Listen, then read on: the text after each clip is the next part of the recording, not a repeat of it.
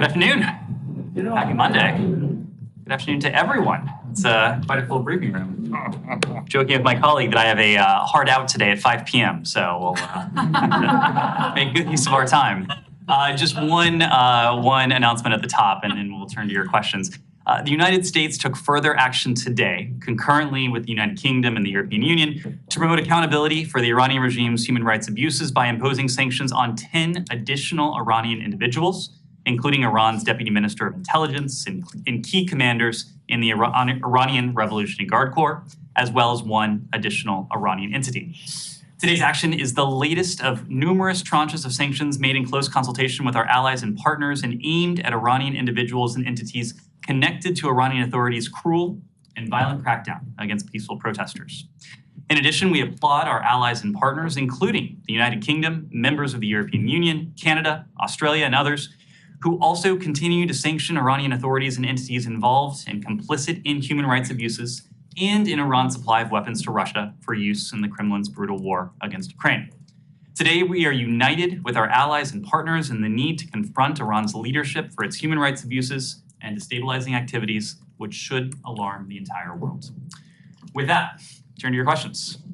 I was late, so I'll allow. Very magnanimous of you. Sure. I have nothing if not. And nothing, I've always said that about you, Matt. I think people in those circles know. Can I start with Ethiopia? Sure. The withdrawal of Eritrean troops. There's the call over the weekend with Prime Minister Abiy. To what extent is this verified that this is a withdrawal? Do you expect it to be permanent? Expected as in, do you acknowledge that it's permanent? This was a subject of the call with the Prime Minister over the weekend. As you know, they had an opportunity to speak on January 21st. They spoke of numerous elements, but that included the ongoing withdrawal of Eritrean troops from northern Ethiopia. The Secretary welcomed this development, noting that it was a key to securing a sustainable peace in northern Ethiopia, and he urged access for international human rights monitors. The Secretary also affirmed the commitment of the United States to support the AU-led peace process in northern Ethiopia. They also discussed the need to bring an end to ongoing instability in the Oromia region of Ethiopia. We do applaud the continued steady progress towards implementing the key elements of the cessation of hostilities agreement that was reached a number of months ago, as well as the positive role of the AU's Joint Monitoring, Verification, and Compliance team. When it comes to Eritrea, as I mentioned before, Sean, we are aware that Eritrean forces are beginning to withdraw from Ethiopia. We reiterate the call that you've heard consistently from us, including the call that was included in the communique that emanated from the talks in South Africa for the withdrawal of all foreign forces. We reiterate the call for the complete withdrawal in line with that November 12th Nairobi agreement as well. The departure of Eritrean and other forces is crucial, as I said before, to achieving lasting peace, securing full humanitarian access, and ensuring the territorial integrity of Ethiopia, even as we continue to see positive signs, including the ongoing withdrawal of Eritrean forces. We are concerned by reports that Eritrean forces have committed human rights abuses against civilians, and we continue to impede the delivery of much-needed humanitarian assistance.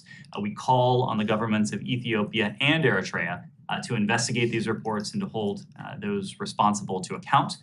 We also call on the government of Ethiopia to fulfill its commitment to grant full access to international human rights monitors. Sure. Just follow up a couple of those things. The abuses that you're talking about in the past, not currently. That's correct. That's correct. That's correct. Two things. As far as you know, has there been any contact with the Eritreans? Obviously, the U.S. has a difficult relationship there, and of course, there were sanctions that were imposed on Eritrea in the course of the war. Will those? Not today, I'm sure, but will those be lifted in some sense for this? In terms of our any dialogue with Eritrea, we of course do have an embassy in Asmara. It is a relationship that is, to put it lightly, strained. Of course, we have the means by which to convey messages to counterparts in Asmara. Sometimes delivering those messages publicly is the most effective means by which to do that, but we do have an embassy there. When it comes to the sanctions that are on Eritrean officials, you're right that there are a number of accountability mechanisms that some of which were devised and announced in the course of this civil war in Ethiopia that we hope is finally coming to an end. One of those was the executive order that this administration devised and President Biden announced some number of months ago. Eritrean forces have been subject to its provisions because of their activity during the course of this conflict.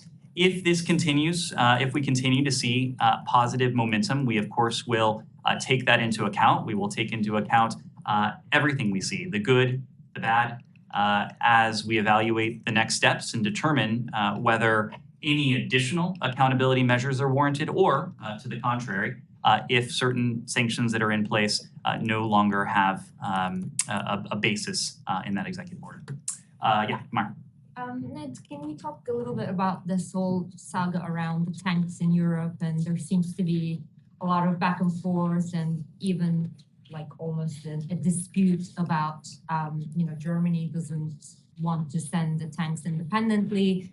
You guys are saying it's their sovereign decision, but they seem to want the shield of allies. So what can the administration do to support that process? And the administration has made an effort to keep NATO unified, and this seems to be a bit of an emerging clash. How does the Biden administration feel about this in Europe? First, let me take the second part of your question first. At virtually every step of Russia's war against Ukraine, we've heard these prognostications or predictions that the transatlantic unity that we've marshaled and maintained is fraying at the seams, it's coming apart. In fact, we heard that even before the start of Russia's invasion of Ukraine on February 24th. At every step of the way, those predictions have proved to be premature and just flat out wrong. Let me just give you one example. Look at what came out of the latest convening of the Defense Contact Group that Secretary of Defense Austin and Chairman Milley attended last week. And you saw new announcements from any number of allies and partners that speak to the tremendous amount of not only unity, but determination from countries around the world to continue to stick with it. France and Germany and the UK, they've all donated air defense systems to Ukraine. That includes from Germany a Patriot battery. The Netherlands is donating Patriot missiles and launchers and training. Canada has procured an ASAM system and associated munitions for Ukraine. The UK, of course, announced the provision of Challenger 2 tanks for Ukraine. Sweden announced it's donating CV-90 infantry fighting vehicles, an additional donation soon of Archer howitzers. Denmark, Latvia, other countries all announced new provision of support to Ukraine in the context of the Defense Contact Group, and that was just last week. Oh, and I would be remiss if I didn't mention that we also announced $2.5 billion of our own security assistance. Yes. All of that lacks tanks, and that's the urgent request from the Ukrainians. So, like, great cooperation and agreement on all of those, but they say this is the most urgent one. So, you guys seem to have lacked. Tanks. We have taken steps over the course of many months, including over the summer, to see to it that partners are in a position to provide tanks to Ukraine. Ukraine has tanks. I don't want to leave you with the misimpression that Ukraine doesn't have tanks. Ukraine has hundreds of tanks. So point A, when it comes to Are you saying their request is irrational or unnecessary? When it comes to any particular capability, you've heard us say this before, and you actually summed it up. This is a sovereign decision on the part of each country to decide what types of security assistance to provide, what they're in a position to provide. We applaud all of our allies and partners for what they have done so far, and I just recounted some of that we've heard over the past 72 hours or so. We've previously, when it comes to Germany, applauded its announcements that they'll send Ukraine infantry fighting vehicles, MLRS systems, air defense capabilities, including the IRST air defense system, and, as I mentioned before, a Patriot missile battery. We also applaud the decision by the UK, as I mentioned before, to send these Challenger tanks to Ukraine. we will continue to do our part to provide Ukraine with what it needs. I mentioned our latest provision of security assistance that we announced on Thursday and Friday. That was the 30th drawdown of so-called presidential drawdown authority. 30 times now, we have announced hundreds of millions, if not billions of dollars worth of security assistance to Ukraine. And on Friday, we announced that we'll provide more than 500 armored vehicles to Ukraine, in addition to the Bradley fighting vehicles that we've previously announced. But what I see you with, I see you having a follow-up question. I suspected you would go there. Our role there will be to continue to speak with our Ukrainian partners, to speak with our allies, including in the context of NATO, including in the context of the Defense Contact Group, to determine the needs of the Ukrainian fighters, and also what members of this coalition of some 50 countries are in a position to provide. We're not going to be prescriptive. The only thing that we're continuing to prescribe is that President Putin's aggression will continue to be a strategic failure. We are going to provide Ukraine with what it needs to take on the battle that it's facing at any given moment. We can say that until we're blue in the face, but more importantly, we can continue to demonstrate that. And I think you see that with the success that our Ukrainian partners have had on the battlefield, including with the security assistance that we've provided and some 50 other countries around the world have provided. Yes, in the back. In the meantime, In the back, yes, please. This is Deutsche Welle. Yes. For a follow-up, obviously, to the main question. What impact does Germany's hesitation have on the German-American relationship when it comes to not sending tanks now? Question number one. And Poland says that they want to send Leopards to Ukraine without the permit of Germany. Would Secretary Blinken support that decision? These are questions for Germany. These are questions for Poland. In some cases, these are questions that our German allies will need to discuss with our shared allies. And my impression, having seen headlines that are just emerging, is that we may be hearing more from our German allies in the coming hours and the coming days. But I will say, Germany is a stalwart ally across the board, including in the context of the security assistance that it has provided to Ukraine. I've already mentioned some of the systems that Germany has provided, the IRIS-T system, the MLRS systems, the Patriot missile battery, not to mention everything else that Germany has spoken to over the past 11 months or so. If you would mention these systems and the amount of security assistance that Germany has to date provided on February 23rd of last year, I think there would have been a lot of people around the world who may not have believed you. Germany has stepped up. Germany has stepped up in a big way. It has provided quantity, but it has also provided capabilities that our Ukrainian partners need. There is no doubt in our mind that Germany is a reliable ally on this front and on every front. Ned, Poland, I just want to follow up. Is it on this? Is it on this? Yeah, on this issue. You know, in the meantime, you are really pressuring Germany to send the Leopard tanks, right? Said, why not send anyone? Said, I just went to some length to say that it is a sovereign decision of each country. A lot of pressure to send the Leopard tank. Why not send the A1M1 Abrams? Why not? It's the best tank in the world. Said, this is something that our colleagues at the Department of Defense have spoken to. I don't want to compare apples and oranges, and I think the comparison of these two systems as apples and oranges may understate the differences that we're talking about here. Let me just say that we are in direct, regular communication with our Ukrainian partners. We'll continue to provide them with what they need to defend themselves, given the nature of the battle that they are confronting at any given moment. Now, the other point I should make, and I made this to Humaira, is that we've already helped our Ukrainian partners to obtain tanks. We have worked with them to obtain former Soviet-made and Russian-made tanks that they're already trained on. They know how to use. They can put to use right away. They can repair them. They can keep them operational. And most importantly, they can be effective with them. We also announced, as I said before, on Friday, an assistance package that included 500 additional armed vehicles, in addition to the Bradley fighting vehicles that we announced for the first time a couple weeks ago. Follow up, Poland. Just a quick follow-up. I I understand. Although, you know, we have not really seen any great tank battles in this war. we have seen that these tanks are being used as artillery. I mean, what, maybe you could supplement that, send them some fancy artillery or something.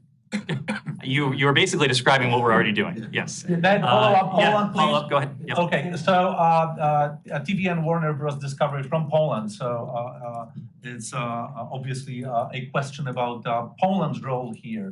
So Poland wants to build, and it's a quote from the Prime Minister, at least a small coalition of countries that would send Leopards to Ukraine.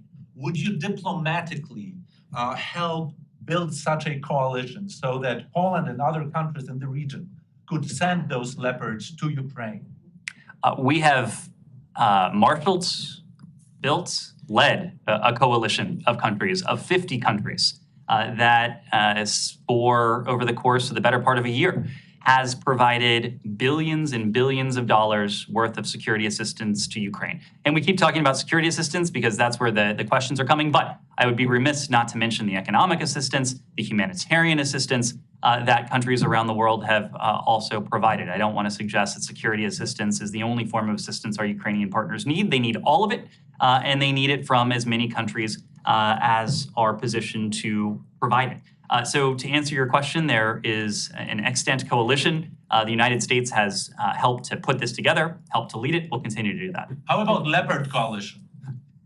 To provide tanks. Let me just make a quick point. We don't have Leopard tanks, as I think you know. This is a question for countries in Europe that do have them. Turkey. Okay, Just go ahead, Alex. to understand your position on this. We're not questioning about the unity. That's clear, that part has been established, and thank you for that. The question is about the leadership. Germany says the US needs to lead by providing with one single arm so we can release all the Leopards. Alex, I think oftentimes people in this room put words into my mouth. I think you might be putting words into the mouths of German officials. I'm not sure I've heard that from our German allies. Yes, how do you respond on this? Change the topic. Are you asking a question on this? No, not. Okay, well let's try and move on in a minute. But anything else on this, Kylie? Polish or maybe yesterday, but today or yesterday, the Polish Prime Minister made a remark saying that they're going to try and put together a coalition of European countries that would like to send these Leopard tanks, and essentially made the argument that they might do it without getting the approval of Germany. Would the US support those countries in doing that if Germany doesn't give them the green light? This is not a question for us. This is a question for our German allies. This is a question for our allies that have these systems. Could it be harmful to the NATO coalition if they did that? Again, an indispensable element of the effectiveness that our Ukrainian partners have had has been the unity, the consensus, the unanimity that we've seen within this broad coalition, whether it's within NATO, whether it's within this grouping of some 50-odd countries that are providing security assistance to Ukraine. Of course, we put a premium on maintaining that consensus and that cooperation and that close coordination, but that's not a question for us. That's a question for our allies and partners with these particular. Say you guys would actually prefer unanimity, or you would want unanimity?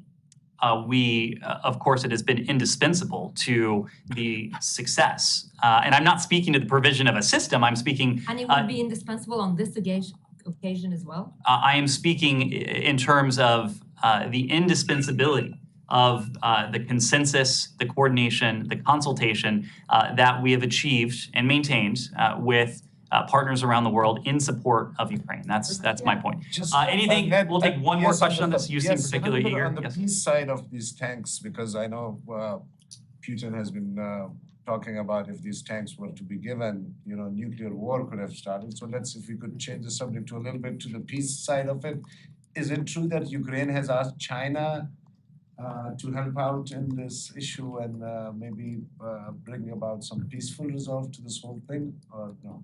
That's a better question for our Ukrainian partners. I can say that we are looking to all countries around the world that have relations with Russia, including a relationship with Russia that we certainly don't have, and many of our closest partners in NATO and in the broader international community don't have, to use their voice, to use their pool, to use their leverage to encourage President Putin to put an end to this brutal war.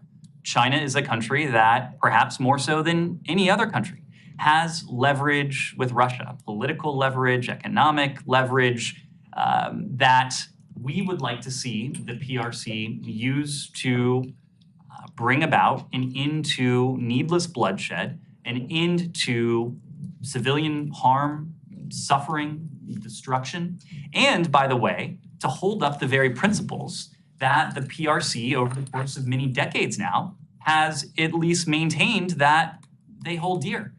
Whether it's in the United Nations system, whether it's in any number of international fora, we've heard from the PRC over the course of decades an emphasis on state sovereignty, an emphasis on the rules-based international order, an emphasis on the UN Charter by tacitly and in some cases explicitly supporting Russia's invasion of Ukraine. They are eroding their standing on all of those issues. They are taking actions that counteract everything they have said that they believe in. And then one question on India. We'll come back. China? Go ahead, Russia. Yep. Thank you. I have Russia and North Korea together.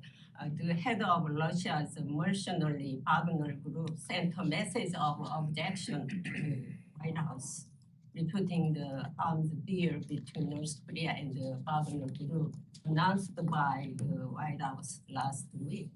And they asked what the crime was. What is the State Department position on the objection of the Wagner group? Well, I would note that this letter from Mr. Prigozhin to my colleague at the White House came precisely in the aftermath of the White House declassifying additional information regarding the Wagner Group's activities inside Ukraine, the Wagner Group's the support that is receiving from the DPRK, not to mention a broader discussion about the destabilizing influence that the Wagner Group is having not only in Ukraine, but in other parts of the world, including in parts of Africa. So we've gone to great lengths to explain our concerns with the Wagner Group. We have declassified information, we've declassified imagery, we've spoken to our concerns in the Ukrainian context and the broader context, and I think I'll let those comments speak for themselves. Regarding UN Security Council sanctions, if China and Russia oppose sanctions against the Wagner groups, will the U.S. pursue its own sanctions? Yes, and we are. What the White House noted last week is that we are imposing additional designations, using additional authorities to pursue the Wagner Group. This is a group that for quite some time has been subject to U.S. sanctions. We imposed further sanctions in March of 2022 related to Mr. Prigozhin's funding of the Internet Research Agency, which he uses to propagate his global influence operations. So we are going to use every appropriate tool to pursue the Wagner Group, to attempt to counter its destabilizing actions, its destabilizing influence, again, in the Ukrainian context and more broadly as well. And then will you engage in diplomatic cooperation with South Korea on these matters, these issues? On this particular issue? Yeah. It is fair to say that, of course, we have the closest of relations with our South Korean ally. There is a nexus to the DPRK in this case, given the provision of arms and other military wares from the DPRK to Wagner entities for use in Ukraine. We routinely discuss with our partners in the ROK the broad array of threats and challenges we face from the DPRK. Most frequently, the challenge we face from its nuclear weapons program, its ballistic missile program, but we've spoken to its activities in the cyber realm, to money laundering, to criminal activities, and yes to its support for what Russia is perpetrating on the people of Ukraine. On Turkey? I need to move around to yes to get everyone. How do you respond to Erdogan? He said today that Sweden cannot count anymore on Turkey to join NATO. Well, you know our position on Finland and Sweden and their NATO accession. You've heard this from the administration. You've heard this from members of Congress. We strongly support their NATO candidacies. Finland and Sweden are ready to join the alliance. They are ready to join the alliance because of their military capabilities. The long-standing security partnership that we have with Finland and Sweden that now goes back decades. We exercise together, we cooperate together, we share information together, but they're also ready to join the alliance because these are highly developed democracies.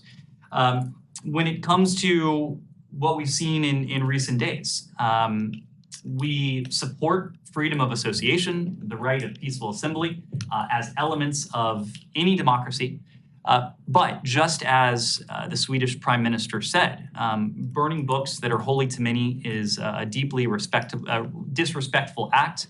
And he made the point that what is legal is not necessarily appropriate. We have a saying in this country, something can be lawful but awful. I think in this case, what we've seen in the context of Sweden falls into that category.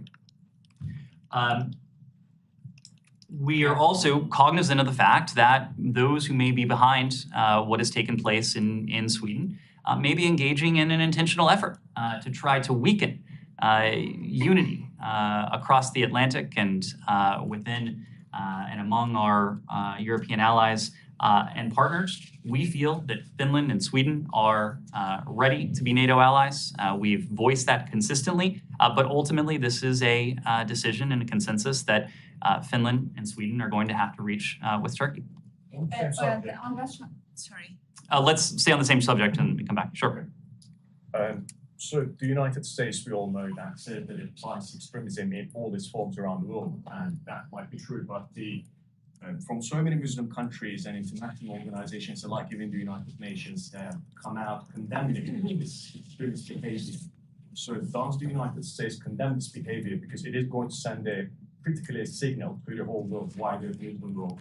So if there's no condemnation from the United States, it's kind of a very hot message that the reaction might be a bit softer than expected. So a couple of things. As I said before, we support freedom of association and the right of peaceful assembly as elements in any democracy. And one of the reasons Finland and Sweden are ready to join NATO is because they are advanced democracies. We've had our own challenges along these lines in this country. There was a famous incident not so long ago in this country that would fall in the under the same terms, something that may be legal, but that is profoundly disrespectful, that is profoundly, we might think, inappropriate, profoundly incendiary, something that is lawful, but in this case, awful. It is up to Sweden, it is up to Finland to interpret and to enforce their own laws, just as it is up to us in this country to interpret and enforce our own laws when we're confronted with something that a provocateur might wish to take on. So in that scenario then, what's keeping the United States from condemning this act? Because I'm not trying to extract some kind of a statement from you about what's the thought process at the State Department to condemn this or not, because even the United Nations have come out and condemned it. Well, again, no one here is defending what happened. And in fact, you've heard the very same thing from senior Swedish authorities. We are cognizant, though, that within democracies, there's freedom of association, there's freedom of expression within that freedom that gives people the right to undertake actions that may be disrespectful, they may be repugnant, that may be disgusting. I think all of those descriptors apply to what we've seen here. It's what we've heard from our Swedish partners as well. Then just to follow up on that, what is the US assessment on Erdogan's specific comments though? Like, do you think is the US assessment that he's closing the door, or he's just very angry with what happened over the weekend and this is a temporary thing? I wouldn't want to interpret President Erdogan's comments from here. It's not interpretation. What do you guys understand? Well, you're asking What me, is your take? you are asking me to interpret his comments. Well, Washington would have an assessment on this. Like, Our is he assessment, closing the door our on this assessment is completely, that or- Finland and Sweden are ready to join the alliance. We've made that very clear in public. We've made that very clear in private. Our Congress has made that very clear as well. Subject. Yes, Nike. Yeah, do you have anything for the Asian community regarding the tragic Monterey Park shootings over the weekend? Of course, we all awoke to the heartbreaking news on Sunday morning, the terrible shooting that took place in Monterey Park. Just as you heard from President Biden, from the First Lady, our thoughts are with all of those who were killed in this horrific attack, all of those who were wounded in this shooting, those who are still recovering and fighting for their lives. This is an attack, of course, that has been felt across this country. We know that this is an attack that has, of course, been especially devastating for the Asian American, Native Hawaiian, Pacific Islander community as well. Our thoughts are with the entire community and obviously our law enforcement partners are pursuing this matter aggressively. Can I also ask about US-China cooperation on to fight narcotics? When was the last time the two countries talked or had a meeting to talk about combating narcotic, for example, including the illicit fentanyl? And do you expect that to be on the agenda for Secretary Blinken travel to Beijing? When it comes to the agenda for his upcoming travel, I'm going to avoid getting into any detail at this point. I suspect we'll have plenty of opportunities to speak to all of you ahead of his travel to the PRC next month. Suffice to say, the Secretary will seek to engage substantively and constructively when it comes to those areas of competition, those areas that have the potential to be conflictual, to see to it that we can prevent competition from veering into conflict, but also those areas where we would like to see cooperation, or in some cases, deeper cooperation. On that third category, we have a long history of successful cooperation with the PRC on counter-narcotics. It is a threat that is felt acutely in both of our countries, and it's also a threat that neither of our countries can address alone. Engagement on this issue has been limited in recent months, but we are seeking to re-engage the PRC on this issue precisely because it is within that bucket of issues where we feel that we have a responsibility as two great countries to tackle this and to tackle one of the core challenges that we feel acutely here. I made this point the other day, but fentanyl is the leading killer of Americans between the ages of 18 and 49.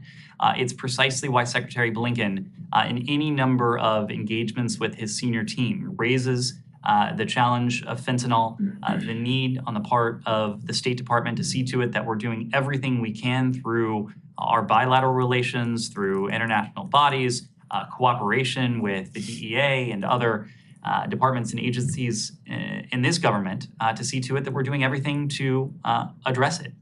When it comes to the PRC, since the PRC scheduled fentanyl and related substances as a class in 2019, the PRC is no longer a major source of fentanyl flowing to the United States, but we continue to see PRC origin precursor chemicals being used in illicit fentanyl production.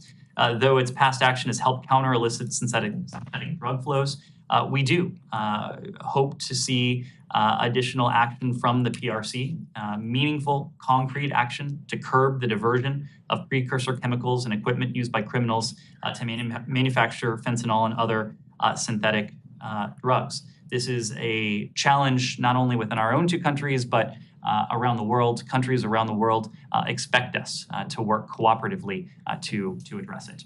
Yes? Thank you. Last week, Secretary Blinken spoke with President Lorenzo, And on the call, he highlighted the efforts of President Lorenzo to bring peace in the Democratic Republic of the Congo. Can you elaborate a little more on this call, and can you give us a view of the State Department on the effort that Angola is making to bring peace to the DRC, and what can U.S. do to help? Sure. I appreciate the question. The two did have an opportunity to speak on January 19th, late last week. We issued a readout in the aftermath of that call. But it was an important moment for Secretary Blinken to speak to President Lorenzo about a couple things. Number one was Angola's constructive engagement through the Luanda process, to engage with authorities from the DRC, authorities from Rwanda, to try to bring about an end to this conflict, this needless violence in the eastern DRC. When we were in the DRC and Rwanda over the summer, the Secretary spoke in very complimentary terms with high praise about the role that we've seen Angola and other countries play to try and address the disagreements between the DRC and Rwanda, and to bring about an end to the bloodshed that has cost far too many lives. We also have a burgeoning economic partnership with Angola. It was a topic of conversation between the two leaders. The Secretary raised the upcoming visit of Amos Hochstein, who is a special presidential coordinator for the Partnership for Global Infrastructure and investment, something that we are very bullish on as an opportunity to bring additional economic prosperity, partnership to countries and places around the world where the United States has not always been the partner of first resort when it comes to infrastructure, when it comes to investment projects, and we hope to see that change. They also discussed some follow-up matters from the U.S.-Africa Leader Summit. We were very happy to welcome the Angolan delegation to Washington in December, and I suspect that we'll continue to see follow-up from other senior officials in this department to their Angolan counterparts in the weeks and months ahead. And can you tell us if there is any upcoming visit from U.S. officials to Angola?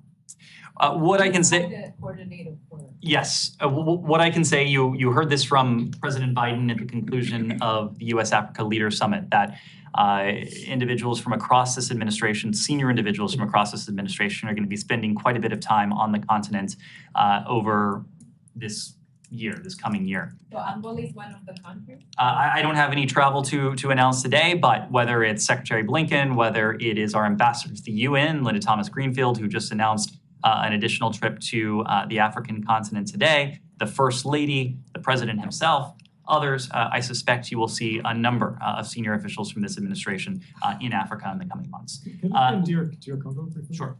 There was an attack today in the east of the DRC claimed by ISIS.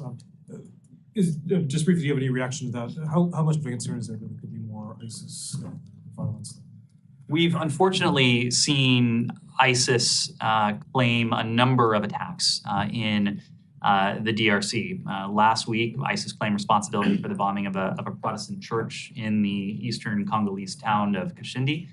Killed more than a dozen people. It injured dozens more, some 60 people. We have consistently condemned ISIS DRC for the cowardly attacks, bombings that they've carried out against the civilian population in this part of the DRC. The fact that they would attack a church makes what they have done especially dastardly and contemptible. Our thoughts are with the victims, with their loved ones. Those responsible for this must be held to account. And just very briefly on DRC, there's a weekend statement, the Secretary's call with Foreign Minister Al-Thani of Qatar, and it mentions actually to talk about DRC. Can you be more specific what the Qatari role there that they're looking for? There's not much additional I can add on this, but of course our Qatari partners have been useful bridge builders across any number of challenging issues. They have helped us indispensably when it comes to Afghanistan. They've been a force to help create and reinforce regional stability and integration in the Middle East, but they've also played a role that is much further afield, including in the context of the conflict in the Eastern DRC. Thank you. Go ahead. So the United Nations Human Rights Representative for Afghanistan released a report today that shows a new high level of human rights violation by the Taliban in many levels. They torture women, human rights activists, and so on and so forth. So may I ask you which kind of action the United States would take to keep the Taliban accountable? So far, we have seen that the Taliban asked many things from the United States, and they got it, many of them. They got money, and also they are flexible, some sort of, but they haven't given anything so far, especially the United States asked for, including women's rights. They banned women from universities, and they are torturing journalists and human rights activists. So people are asking this question that which kind of action the United States would take to keep them accountable. Sure. I just want to be very clear on the premise of your question. It is certainly not the case that we have provided the Taliban with any support whatsoever. And in fact, we have gone to great lengths to continue to be the world's leading humanitarian provider to the people of Afghanistan in a way that doesn't flow through the coffers of the Taliban. We provided about $1.1 billion worth of humanitarian assistance to the Afghan people, not to the Taliban, not to any entity purporting to represent or to serve as the government of Afghanistan for that very reason. When it comes to the trust fund that we established a trust fund so that this funding would not be able to be diverted to the Taliban and to use for their own ends.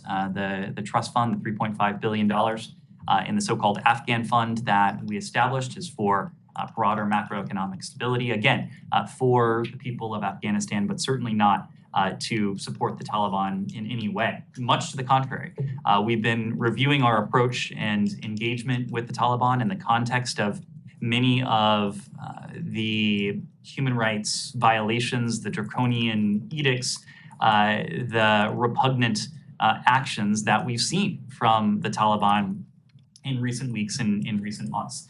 I'm just not in a position to detail where we are in that process, but I can tell you we are actively evaluating with allies and partners the appropriate next steps. We've been clear that there will be costs for the Taliban for these actions. Absolutely everything remains on the table, and we're looking at a range of options that will allow us to maintain our position as principal position as the single largest donor of humanitarian assistance in Afghanistan. Again, that's funding that goes directly to the Afghan people, while also doing everything we can to prevent the humanitarian situation from deteriorating even further. These responses take some time. They involve significant coordination with our allies, with international partners, and Afghan women themselves. We have been in touch with senior UN officials as well. There have been delegations from the UN to Afghanistan to investigate the situation and to be a constructive force vis-a-vis what we've seen from the Taliban. But the humanitarian and the human rights communities, there's no question, are facing extremely difficult options as they strive to help those in dire need, while also remaining neutral, impartial, and independent in their provision of support to the Afghan people. Because as a result of these edicts, men are not allowed to enter women-headed households. NGOs cannot reach most of the most vulnerable inside of Afghanistan, including in women-run households and mothers who must maintain adequate nutrition for their newborn babies without female workers present. As of earlier this month, about 83% of organizations operating in Afghanistan had suspended or reduced their operations because they came to the conclusion that they could not do their work under these new edicts. This is unacceptable to us, but more importantly to the international community, because it imperils some 28 million Afghans who need this humanitarian assistance to survive, and especially women and children, those who are especially vulnerable. So we're firmly committed to helping alleviate the suffering of the Afghan people. And as I mentioned before, we've been the world's leading humanitarian provider, $1.1 billion in assistance since August of 2021 to provide critical aid. And I have no doubt that we'll continue to do everything we can to support the weighty humanitarian needs of the Afghan people. Yeah, the concern is that the Taliban are getting that money because there is no any clear strategy to give that money to ordinary people and vulnerable people. So the concern is, and there are reports that Taliban are obviously using that money for their own benefits. This money is not flowing to or through the Taliban. It is being administered by NGO partners on the ground, or I should say it has been administered by NGO partners on the ground. And I say has because of the challenge we're facing now. These draconian edicts on the part of the Taliban, including an edict propagated on Christmas Eve of last year, that NGOs couldn't work with women, had to work with men. Of course, that is an unsustainable obligation, restriction on the part of many international NGOs. And we've seen many international NGOs come to the conclusion that they're just not in a position to continue providing this aid to the Afghan people. We're going to do what we can to see to it that these edicts are reversed using the leverage that we have to seek to accomplish that. But also to do everything we can to continue to provide humanitarian assistance to the Afghan people in the context of these restrictions and edicts. Yes. Thank you so much, Jahan Zaib Ali from ARY News Pakistan. This is about press freedom again. Our director news of ARY News, Ahmad Yusuf, is facing criminal charges for just doing his job. He's also being dragged for a extradition case, which can get him a death sentence. We talked about this press freedom many times. Your thoughts on that, please? We have discussed it many times, and each time you've heard of the emphasis we place on press freedom around the world. Free press and informed citizenry are key for any nation and its democratic identity, its democratic future, the democratic aspirations of its own people. We routinely raise our concerns about press freedom to governments, to stakeholders, all around the world. When it comes to this particular case, we need to refer you to the government of Pakistan. Sir, Pakistani Prime Minister Shehbaz Sharif has called for the peace talks with India. He says that he's ready to talk about all the burning issues, including Kashmir, but India rejected that offer.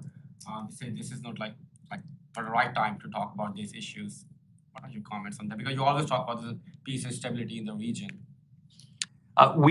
You're right, we've long called for regional stability in South Asia. That's certainly what we want to see. We want to see it advanced. When it comes to our partnerships with India and Pakistan, these are relationships that stand on their own. We do not see these relationships as zero sum. They stand on their own. We have long called for regional stability in South Asia, but the pace, the scope, the character of any dialogue between India and Pakistan is a matter for those two countries, India and Pakistan. Yes.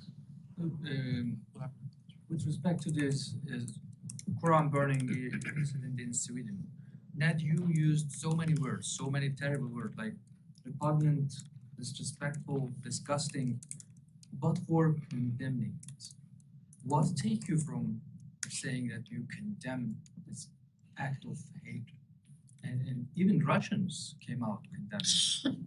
I'm certainly not refraining from condemning this particular action. As I said before, it's repugnant. It is something that is vile.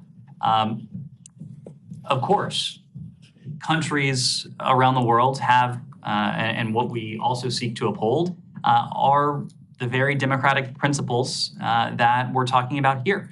The right to freedom of assembly, the right to freedom of expression. I was making the point that we've had at least one high-profile similar incident in this country that was equally repugnant and vile.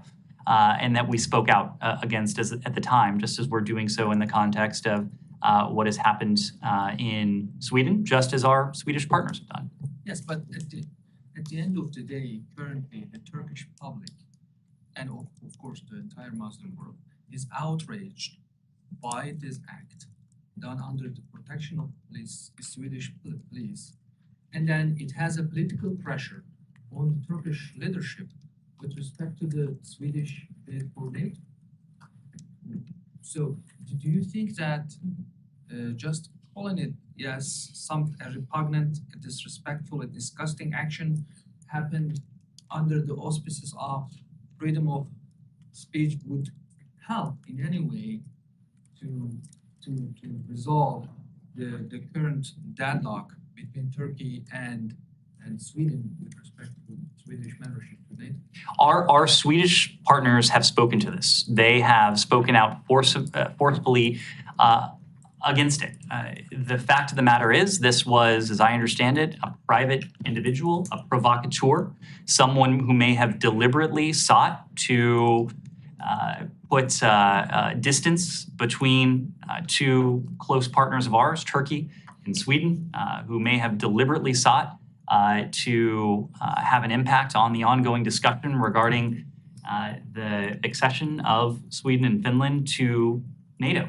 This, of course, was not an act of the Swedish government.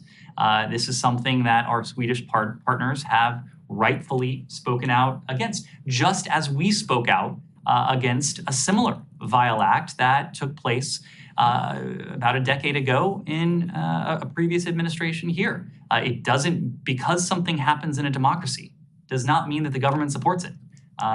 It is a reflection of the values and principles that we hold dear, including freedom of association, freedom of expression. Something, again, can be lawful and awful at the same time. It's precisely why Sweden has spoken out against it in this case, as we've spoken out against similar examples in the past. Yes, in the back. Yes, Ned, last week I had asked you about Narendra Modi and how the US has compromised on some of its values. And the BBC just released a documentary on Modi, on how he had butchered, and the report was just released. It was a government report. BBC just released it. It was made by a former secretary, in which he has even mentioned higher number of deaths, higher numbers of women raped, and it was just done right under the nose of Narendra Modi. I never challenged the strategic interest of the US with India, but I regret the fact that since last 8 years that I've been covering the State Department, I have not seen once an official standing here at UC condemning Narendra Modi himself individually, not just as a prime minister, but individually his acts. And I'm sure the US officials were aware of it as well. I'm not aware of this documentary that you point to, but what I will say broadly is that there are a number of elements that undergird the global strategic partnership that we have with our Indian partners. There are close political ties, there are economic ties, there are exceptionally deep people-to-people ties between the United States and India. But one of those additional elements are the values that we share, the values that are common to American democracy and to Indian democracy. India, of course, is the world's largest democracy. It's a vibrant democracy. And again, we look to everything that ties us together, and we look to reinforce all of those elements that tie us together. So my godfather is an Indian as well, by the way. So I have all the respect for India. Don't get me wrong, anything. But I just regret the fact that how is it possible that the State Department officials who were posted there at that time did not know that this individual who's a former chief minister, it happened right under his nose. 2,000 people were burned alive. Again, I'm not familiar with the documentary you're referring to. I am very familiar with the shared values that connect the United States and India as two thriving, vibrant democracies. When we have concerns about actions that are taken in India, we've voiced those. We've had an occasion to do that. But we want first and foremost to reinforce those values that are at the heart of our relationship. One follow-up, but do you think that such foreign policy has affected President Biden's Indian voters here in the US though? We don't think about it through those terms. I don't think about domestic politics, and neither does anyone in this building. Can I Yep. follow up? On China, what is your assessment of the COVID situation in China? Do you have any, because the figures that are coming from inside China are not said to be not very reliable. Do you have an estimate how many people have died? How many people have been impacted by COVID-19? And has it impacted its aggressive behavior against its neighbors? One, I wouldn't want to even speak to the toll of COVID inside the PRC. That's a better question for the WHO, for global health authorities, including those like the WHO who have had an opportunity to sit down with PRC authorities to look at the data.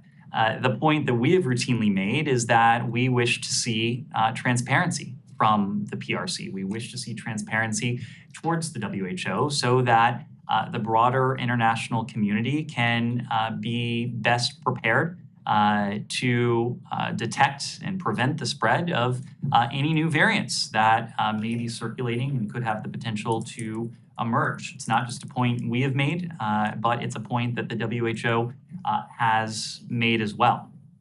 Had China asked for any help and assistance from the US in terms of any supplies, medical supplies, or vaccinations? The United States is the world's leading provider of vaccines to countries around the world. 600 plus million vaccines without any political strings attached that we've provided over the course of nearly the past 2 years. We've been very public about the fact that we're willing to provide vaccines to any country that would seek it, that's in need of them. That includes the PRC. The PRC has publicly said that they appreciate the offer of vaccines, but they're not in need of them at the moment. I have one more question on Pakistan. There's a massive national grid collapse inside Pakistan. The federal minister has said that even the emergency services are being shut down, like hospitals. I know US has played a big role in Pakistan's power, electricity generation. Is US sending someone over there to look into it for a long-term solution to the collapse of the power? Of course, have seen what has transpired in Pakistan. Our thoughts are with all those who've been affected by the outages. The United States, of course, as you mentioned, has assisted our Pakistani partners across any number of challenges. We're prepared to do so in this case if there is something that we're able to provide, but I'm not aware of any particular request Do you have yet. any update on the vaccines for Equatorial? Let me move around to others who haven't gotten a question. Very quickly on Palestine issue.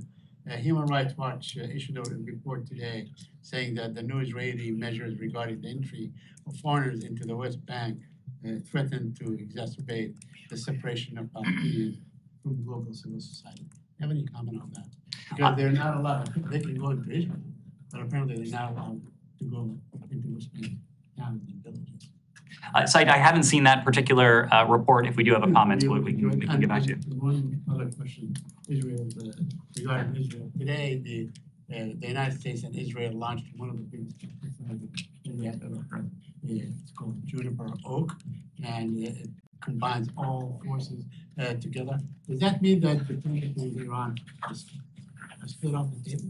No, it means that our security commitment to Israel's ironclad and exercises, including military exercises with our Israeli partners, are something that we've done routinely in the past. I would need to refer you to DoD to speak to this, but it is a reflection of the vibrant security cooperation and commitment we have to our Israeli partners. Yeah, but they made no secret of the fact that it actually resembles, perhaps an attack on Iran or anything like this. Again, Saeed, we work day in, day out with our Israeli partners to be prepared to confront any number of challenges.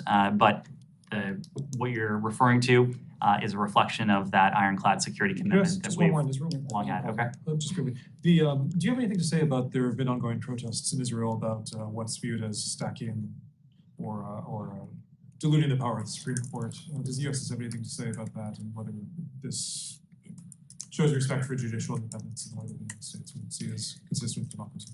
Well, as a matter, in terms of our approach, we support policies that advance Israel's security and regional integration, support a two-state solution, and lead to equal measures of security, prosperity, and freedom for Israelis and Palestinians. We strongly support freedom of assembly. This includes peaceful protest, countries around the world. Of course, that includes inside of Israel's as well. We look forward to working with Israel to advance the interests and values that have been at the heart of our relationship for decades, and that includes the equal administration of justice to all of those who live in Israel. Let me move to people who haven't, yes, in the back. On China and human rights, like we have American families like who have family members that detained in China. Is that like they're calling for negotiations or even prisoner exchange? Is that something the U.S. would consider with the PRC? We have no higher priority than the safety and security of Americans overseas. Of course, you've heard the priority we attach to individuals who are wrongfully detained, who are subject to coercive exit bans. In any country where this is the case, we raise that with local authorities. We raise it when we travel to such countries. We routinely raise it when we have discussions with authorities from those countries as well. That is the case with, in the context of the PRC. It's been a discussion with our PRC and with our PRC counterparts in the past. I suspect it will be, and I know it will be, a topic of discussion in the future as well. Yes. Thank you. Today's sanctions against the Islamic Republic, along with the UK sanctions and EU sanctions, showed a remarkable unity. But on the same day, today, we have a comment from Joseph Borrell about listing IRGC as a terrorist group. So he said that this cannot be decided without a court decision first, and then EU is going to proceed with that. And then he said something interesting. He said, you cannot say, I consider you a terrorist because I don't like you. This is what he said, quote unquote. And also, the Islamic Republic Foreign Minister said that he has assurance from Borrell that IRGC is not going to list it as a terror organization. Do you have any comment on this development? We've heard a number of statements from the Iranian foreign minister that are dubious, if not outright lies. So I would just keep that broader context in mind when you point to statements from the Iranian foreign minister. When it comes to our European allies, we welcome Europe's strong and principled approach to the IRGC. As you know, the IRGC remains designated by the United States as a foreign terrorist organization and especially designated global terrorist. We've also sanctioned many IRGC leaders individually for their involvement in terrorism and human rights abuses. You mentioned the latest tranche of human rights sanctions that we announced in conjunction with many of our closest partners earlier today. We applaud the EU's recent designations of IRGC officials and entities for their involvement in providing drones to Russia, which are being used to fuel Russia's unconscionable attacks on Ukraine's critical infrastructure. Our European allies recognize the threat, the challenges posed by the IRGC and Iran more broadly. We have enjoyed exceptionally close cooperation and coordination with Europe on confronting these challenges. And Ned, his hesitation, Borrell's refraining from this, which is very the opposite of what we are hearing from other, let's say, parliament members, like Germany's member at the parliament, European Parliament. Do you think this hesitation is coming from a hope that he has? I cannot help but wonder, maybe Borrell is still hopeful that JCPOA is going to be revived. Can this a sign of that?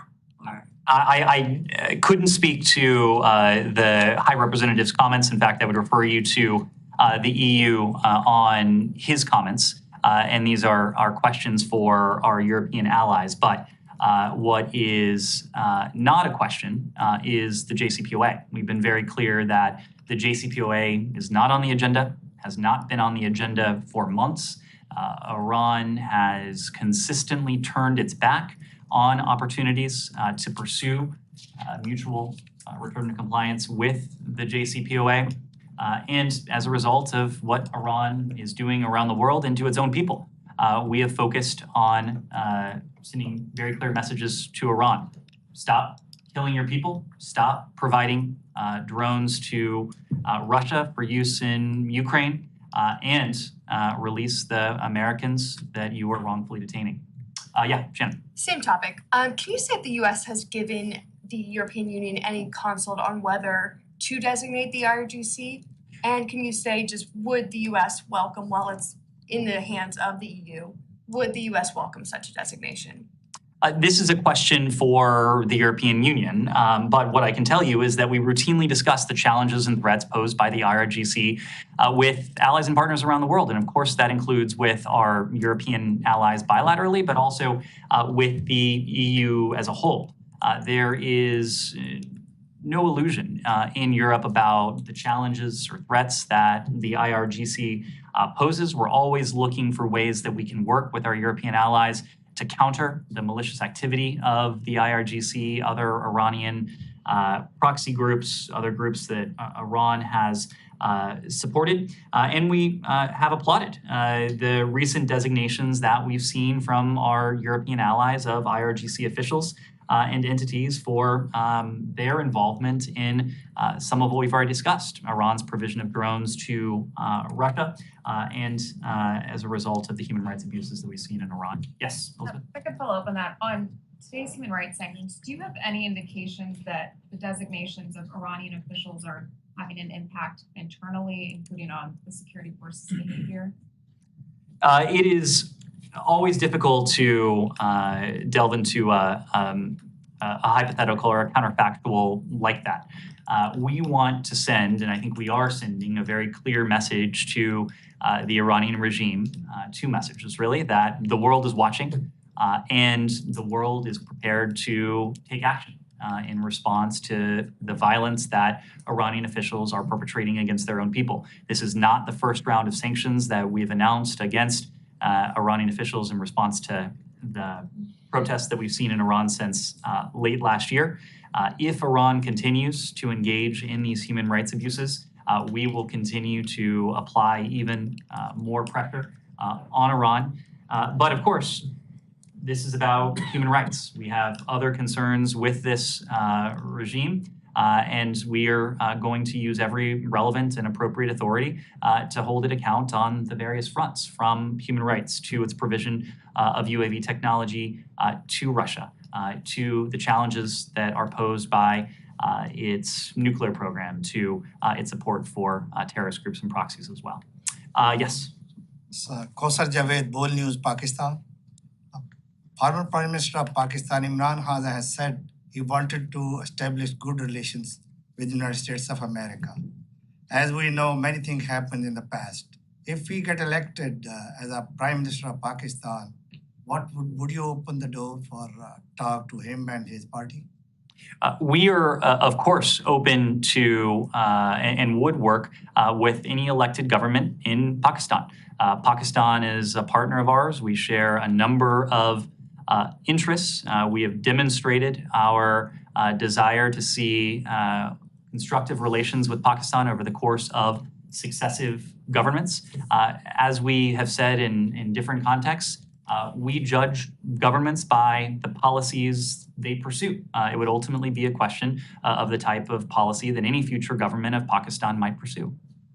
Alex. Thanks so much. A quick follow-up on Wagner. I also have another question on the Secretary's call to Azerbaijan.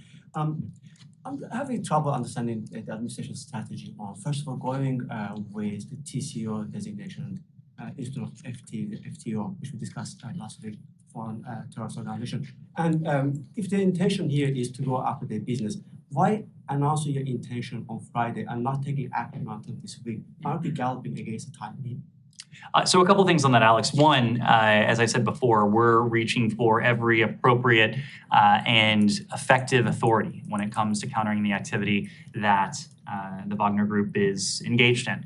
These authorities are not authorities that we've created ourselves. Oftentimes they are legislated, they are written into law with various requirements that any particular group would have to meet, whether that's the Transnational Criminal Organization Authority, whether that's a state sponsor authority, whether that is any authority that we've attached to terrorist organizations, criminal organizations, or otherwise.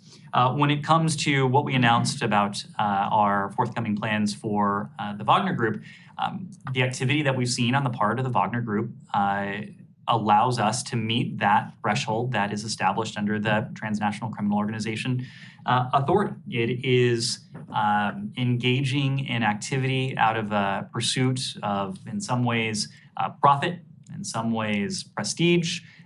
It is employing officials who are criminals. In some cases, its subordinates include those who have been released from prison, where they have been serving long sentences for committing violent crimes. So we look to the authority and the requirements that we have to meet. In this case, we're confident that we're able to meet it in the case of Wagner's status as a transnational criminal organization. It provides us another tool to hold the Wagner Group, its senior officials, and its employees to account. We'll have more to say on a broader set of actions that we're taking later this week. I don't want to get ahead of that, but we are confident that this is an appropriate step given what we've seen from the Wagner Group. Thank you. My next I need to move on, Alex. Yes. One question on Lebanon and the other on Russia. On Lebanon today, the judge investigating Beirut blast resumed his work, and he made charges against senior officials. Some of them are your allies and have been in the States before a few months ago. Do you have any comment on that? And my second question is on Russia, the downgrading diplomatic relation with Estonia. Do you expect similar behavior from Putin against other NATO members? If you're referring to the decision on the part of Baltic states to downgrade their relations with Moscow, these are sovereign decisions on the part of our partners. We would defer to them as to determine the level of diplomatic representation, if any, that is appropriate with Russia. When it comes to Lebanon, we in the international community have made it clear since the explosion that we support SWIFT, that we support and urge Lebanese authorities to complete a swift and transparent investigation into the horrific explosion at the port of Beirut. The victims of this explosion in August of 2020 deserve justice. Those responsible must be held accountable. Yes, go ahead. I have a question now. I see this statement that you continue the talks with Turkey on the F-35 program. And I'm wondering if something changed, because the last we knew was that Turkey is under Katz's actions for buying the Russian system S-400. Why do you talk? That's right. Nothing has changed in terms of Turkey's eligibility for the F-35 program. DoD did issue a statement. This is a discussion regarding how to wind down elements of that program. All right. Thank you all very much.